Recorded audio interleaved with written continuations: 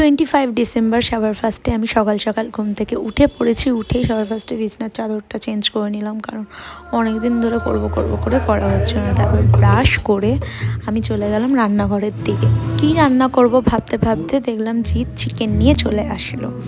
তো অনেক দিন ধরে এরা চিলি চিকেন খাবে বলছিল, তো আমার আর করা হয়ে উঠছিল না, ওর জন্য সেদিনকে চিলি চিকেন করলাম। সবার ফার্স্টে আদা, রসুন, পেঁয়াজ, ধনেপাতা মিক্সিতে দিয়ে ভালোভাবে পেস্ট করে চিকেনের মধ্যে একটু ভিনিগার দিয়ে ম্যারিনেট করে রেখে দিলাম কিছুক্ষণ রাখার পরে কর্নফ্লাওয়ার দিয়ে ভালোভাবে মিক্সড করে নিলাম। তার মধ্যে কিন্তু ডিম দিতে ভুলো না।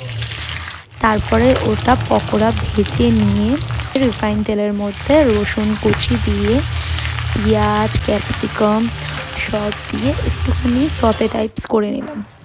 তারপর tomato sauce, chilli sauce, soya sauce দিয়ে ভালোভাবে কষানোর পরে চিকেনগুলো দিয়ে ভালোভাবে একটু কিছুক্ষণ কষিয়ে নিতে হবে। নামানোর আগে একটু মিষ্টি দিলেই কম।